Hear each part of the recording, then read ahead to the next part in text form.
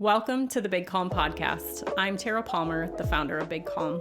I'm a marriage and family therapist with over 15 years in private practice and a lot of experience helping a variety of people with emotional and relational challenges.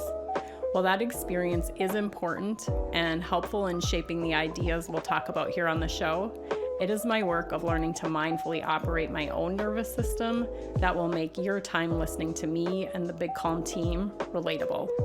Whether you find yourself stuck in the same old frustrating patterns, unable to keep your calm, or just wishing certain parts of your life could be better, we've got some great stuff for you. Each episode contains good, everyday nervous system informed material that can make all the difference. Thanks for being here with us.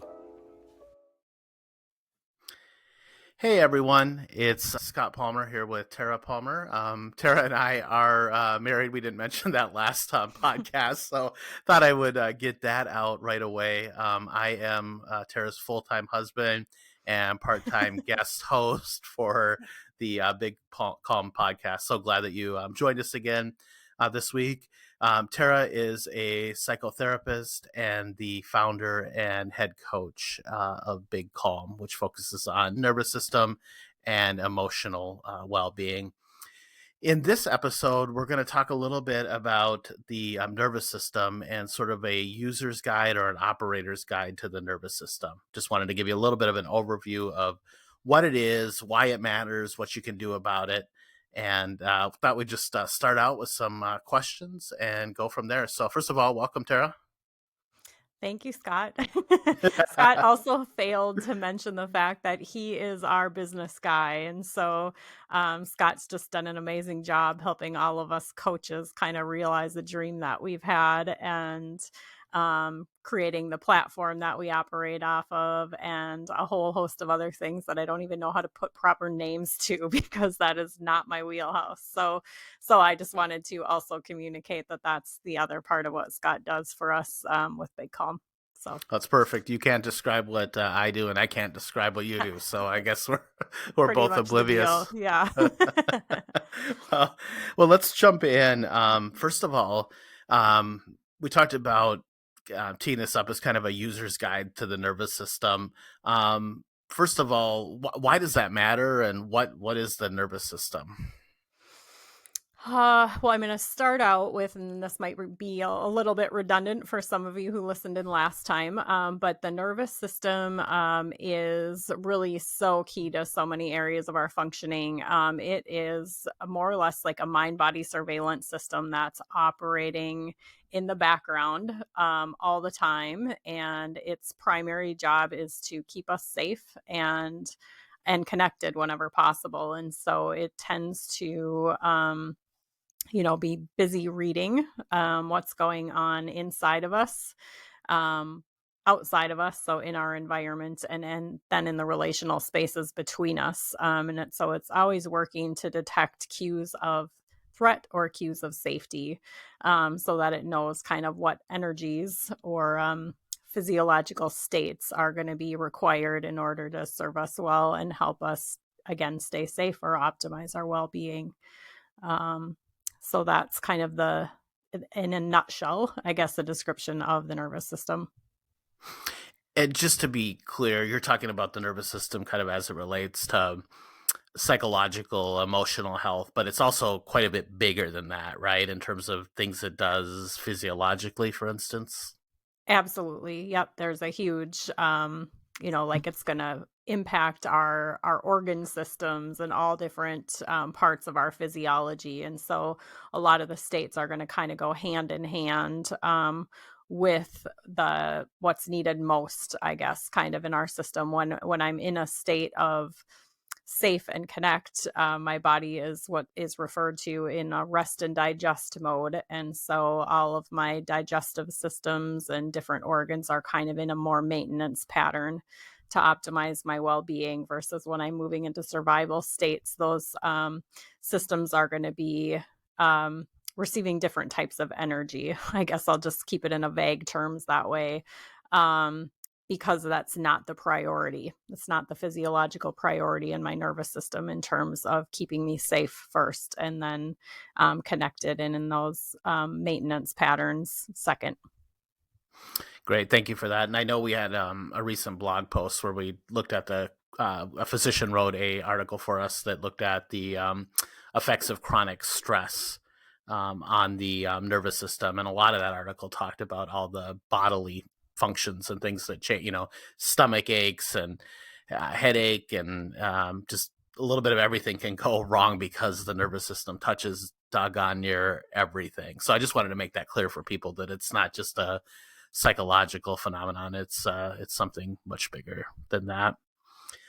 So could you talk a little bit about how the nervous system and mental health, or emotional well-being, if you will, tend to use those terms interchangeably? How do those things relate? What does the nervous system have to do with how healthy we are on the mental health side?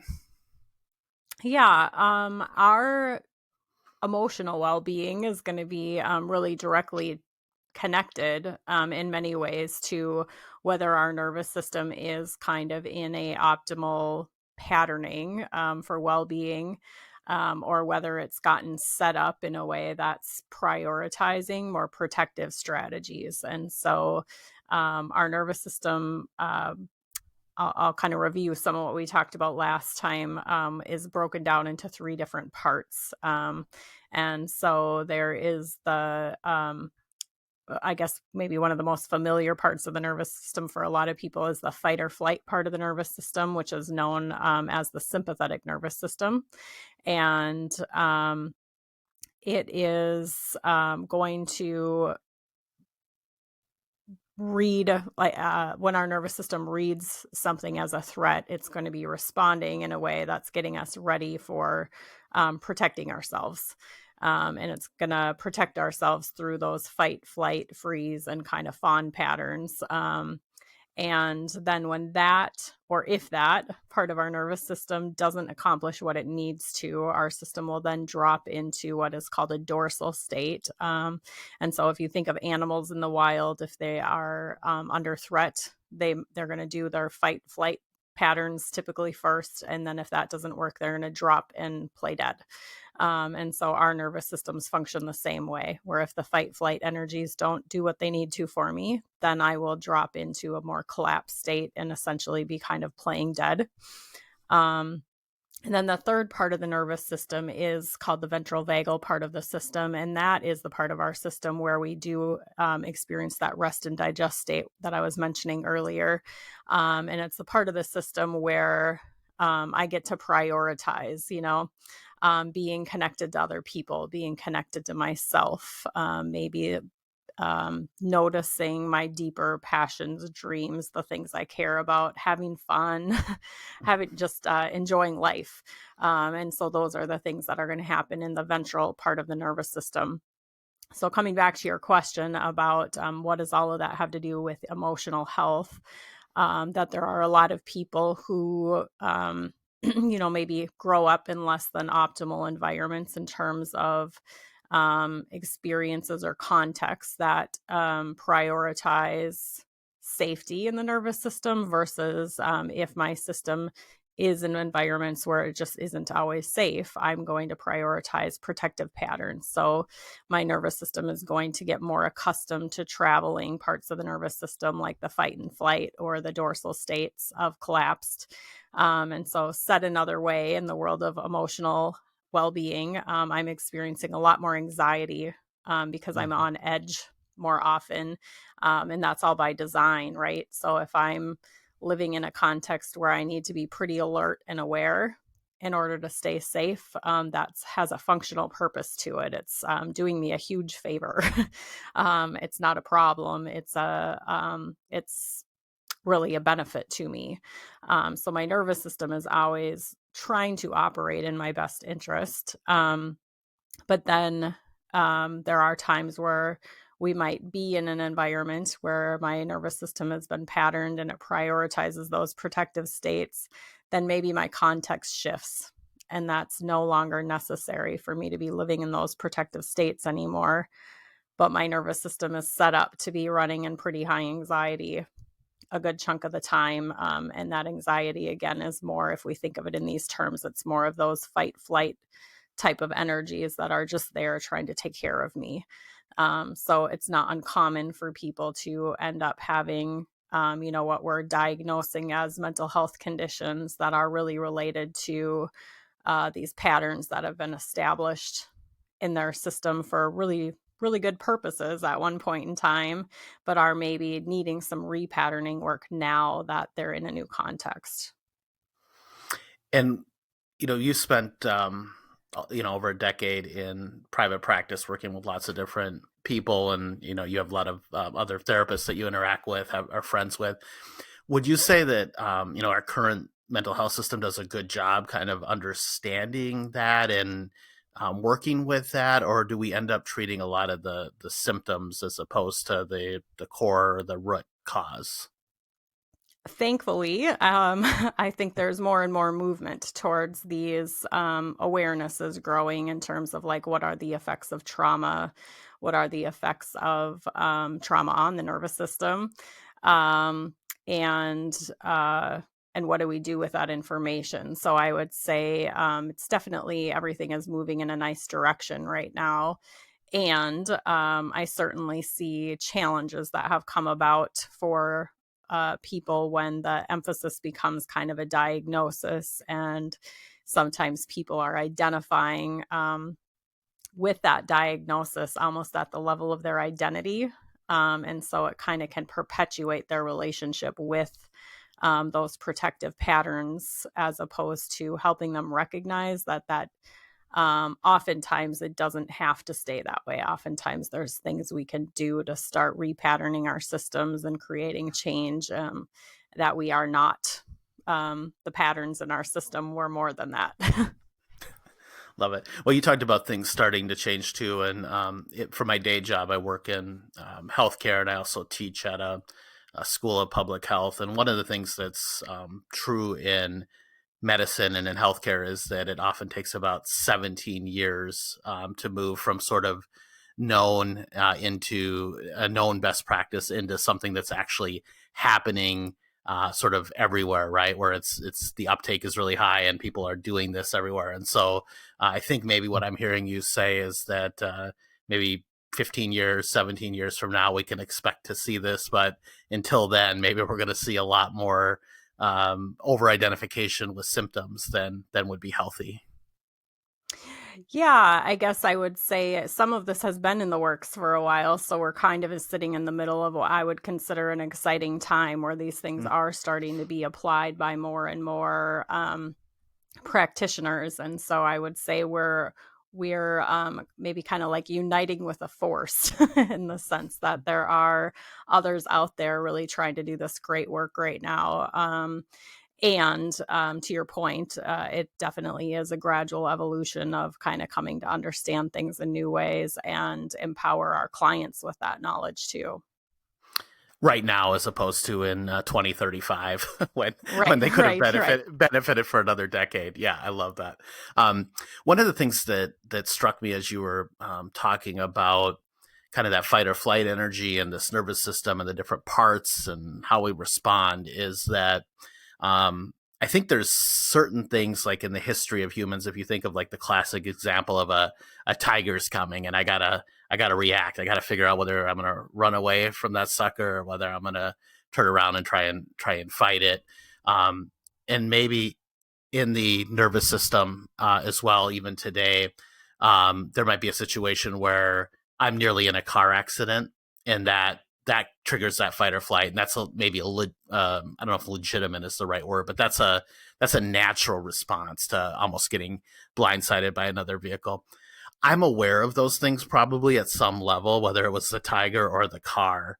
But it hits me that probably most people are not aware to the degree that that is operating in their systems day to day, because most of us don't live like that, where we're nearly in a car accident or getting chased by a Yeah, yeah. scary animal. Do you agree with that? Is that true? And what are the implications for that? Does that create issues that people are just sort of unaware and oblivious to this stuff? Yeah, I guess certainly there's a huge um, part of the population, I guess, if I want to use that language, for of folks that just have no idea that this is a part of what's going on. That it's so embedded in the human condition, and that our nervous systems are always there, I guess, just kind of doing that work of trying to befriend us and keep us in a safe position. I think the implications of not being aware of that is it can become really confusing. So to your point, if I'm a tiger comes into the room and I freak out essentially and go into some fight flight energies, everybody understands why. Nobody's wondering about what's happening or why I'm running away or why I'm, looking for ways to deal with the situation. And then there are other situations, trying to think of a good one here. Oh gosh, I don't know, maybe you can help me come up with something. But just where my nervous system takes an everyday situation that maybe wouldn't be perceived as very threatening, to one person, but it is to another because of just kind of the patterns of association that have been made in that person's particular nervous system.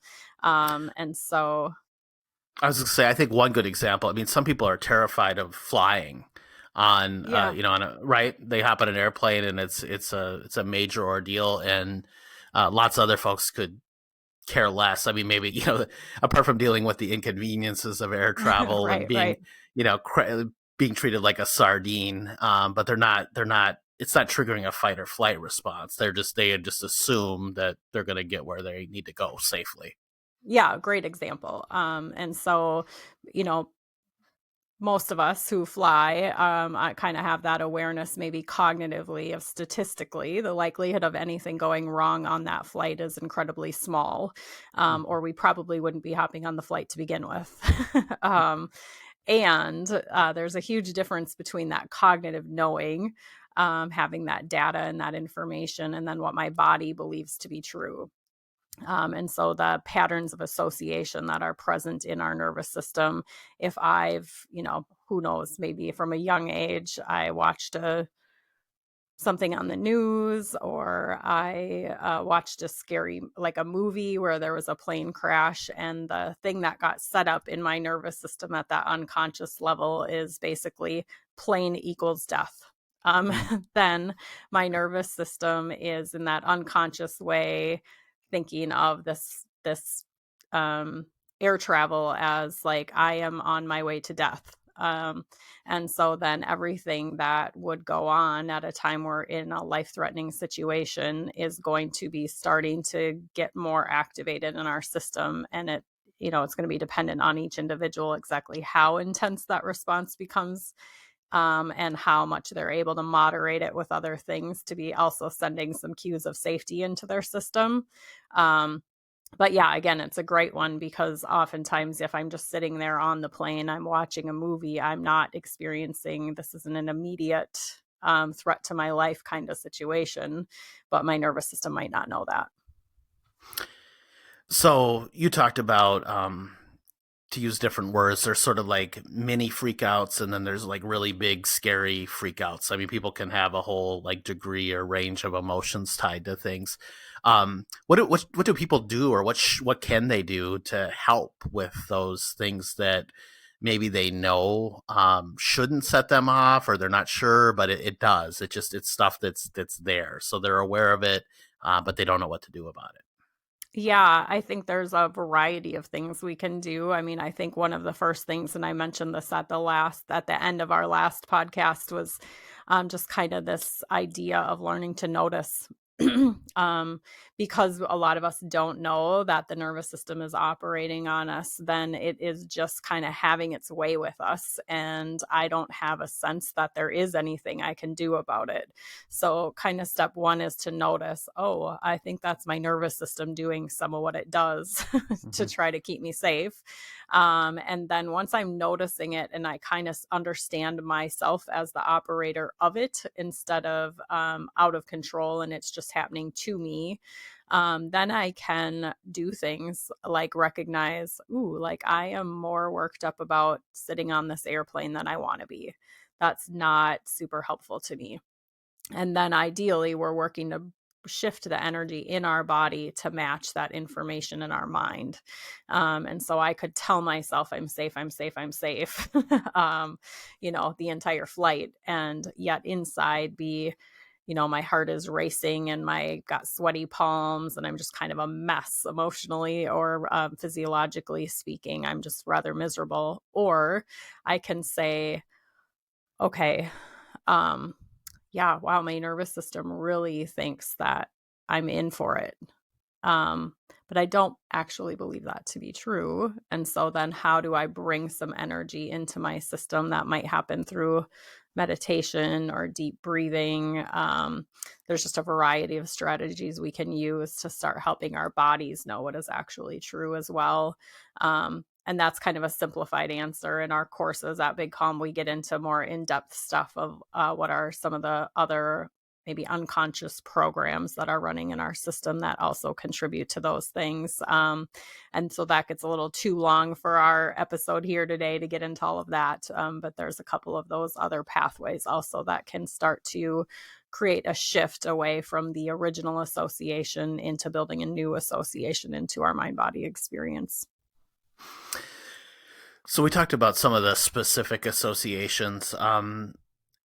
It occurs to me that some people might have more like general associations, or maybe they get a degree or two removed. So, for instance, I'm feeling these things, but I'm not really aware consciously that I'm feeling it. I'm just kind of on edge or agitated, and so I might just go through the world angry. I know a lot of guys like this in particular. I'm sure some women are this way too. Sure. They go through the world angry or agitated or just pissed off, and it's seen as sort of a just I don't know what who they are or something like it's I don't think they recognize that at all as some sort of defense mechanism or some way to keep some distance or to deal or not deal with stuff. How does that come into play here? Does it come into play? Yeah, I'm trying to figure out a good way to wrap around that question.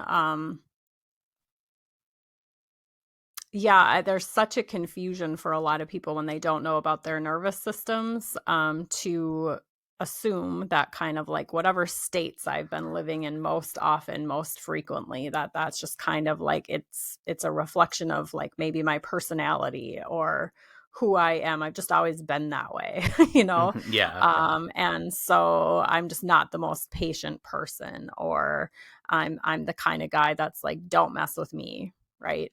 Right. And so I may be kind of like in referencing somebody who might be stuck in that type of a pattern. Like I'm a tough guy, and so I'm going to walk through the world as a tough guy and nobody's going to mess with me. And that's just who I am. And that's how it is. And so when we then factor in kind of these layers of the nervous system and we start, discussing those things with people, but also looking at kind of what were those early years of their life, or what experiences have they gone through that maybe required their nervous system to get set up in a way where, in order to adapt or effectively deal with difficult things that were going on in their environment, they developed this kind of tough guy kind of approach to the world. And they aren't really recognizing how they're still carrying that through, maybe beyond the context where it was necessary. Or if there had been a different kind of support available even back in time, the whole setup in their system might have turned out a little bit different. And so when they can start to view it as more like, oh, that's just a pattern, that's just a program in my nervous system that got set up to help me cope, to deal with really difficult things. And I'm so grateful to that part of myself for having been able to, kind of help me out that way with that difficult situation I was in.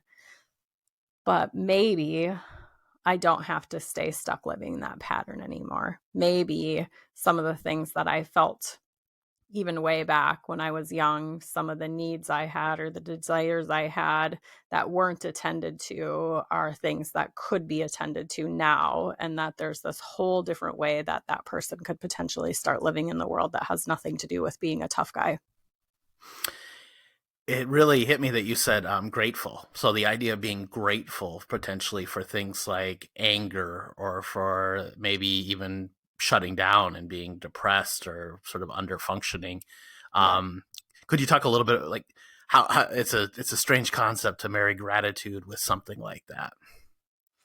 Yeah, everything's about the context, right? And so, let's say, I'm going to go a totally different direction here. Let's say I'm a young person who is learning either in my home environment or in my school environment that when I share personal information, people gossip about me. And so I don't have people who are very warm and responsive. They don't um, they don't respond with things that feel caring or helpful or supportive. So when I share difficult things, instead of it making a hard thing easier, it takes Mhm. a hard thing and it makes it worse, right? And so then maybe I'm learning through enough experiences that that's just a nightmare. So I'll just keep it to myself.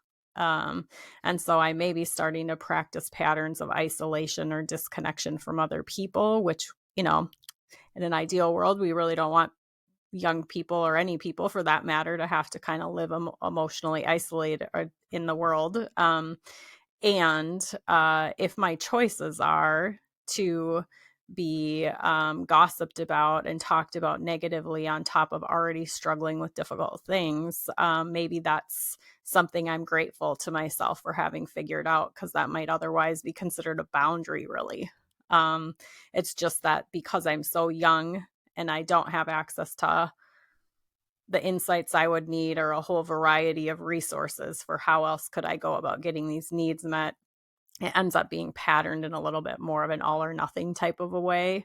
And so then that becomes stuck on a certain level for me too. And so I'm both grateful to that younger part of me who figured out that that was adaptive to, kind of pull back from that situation. And I might be noticing that living with everybody at arm's length is maybe just not helping me out so much anymore. So we talked at the beginning a little bit about like the operating manual or the user's guide, and I notice if I buy like a vacuum cleaner or a drill or pretty much anything, I get a I get a user guide. Sometimes it's poorly written, and I'm having a hard time understanding what it's saying, or the pictures don't make sense. But let's set that aside. I get a manual with anything that I do. What could people be doing in order to kind of build that manual for themselves and learn to understand? Like everyone owns a nervous system. What do I do with it? Yeah.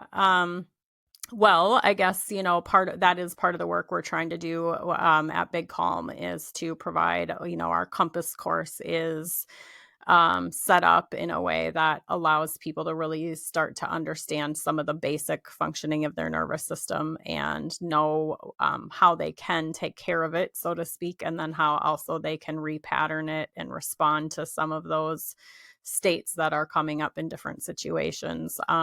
Big Calm isn't the only group of people doing work around this. And so, if you're looking for just some basic education on the nervous system, doing some Googling, looking for YouTube videos, different things on how is the nervous system set up, I think is a great place to start. And so, I'm partial to the polyvagal model just because I think it is so user friendly.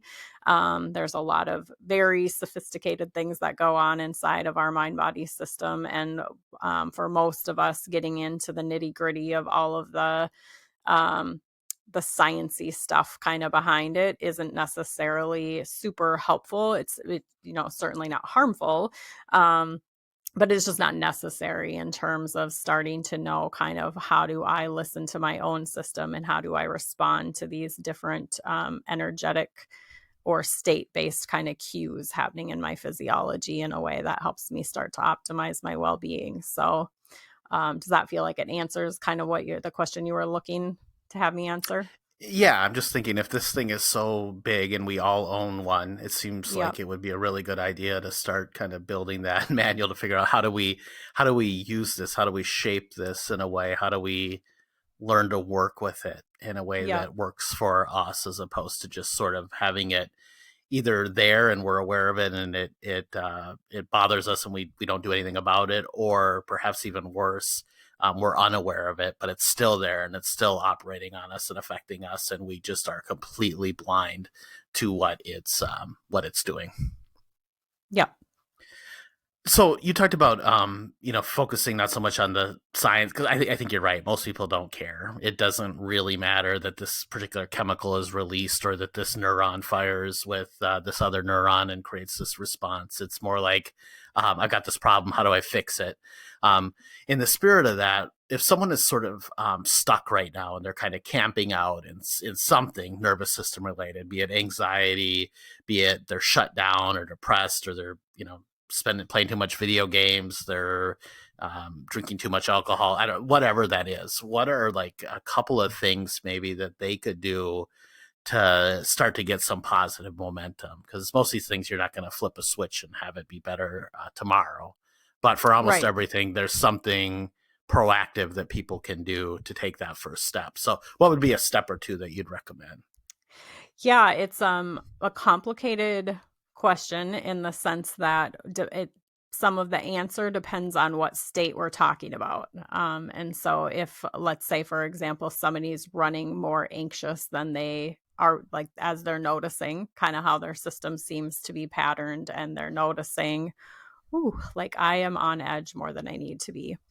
And their goal is to access a little bit more of those safe and connected kind of energies. Somebody who's running more anxious or nervous energies might benefit from starting to do some breath work, some yoga, those types of things, because our breath really is huge in terms of when we take the time to kind of do some deep breathing. We've got a slower breath pattern going on. That's something that just doesn't happen physiologically when we are facing a tiger. And so it starts to send our body cues of safety at that physiological level pretty immediately. And so our nervous system will start picking up on that if we're starting to make some conscious or mindful decisions in that kind of a direction. I guess I use the word mindful. That's another good one. And so a lot of times what I think is going on, or what my nervous system is thinking or neurocepting as going on in my environment, is like we had talked last week about the concept of a mismatch. There's kind of a mismatch, and I'm becoming aware of that. My nervous system thinks I'm in more danger than I'm starting to observe that I actually am. And so then when I sit in my environment and I just pay mindful attention to, where am I right now?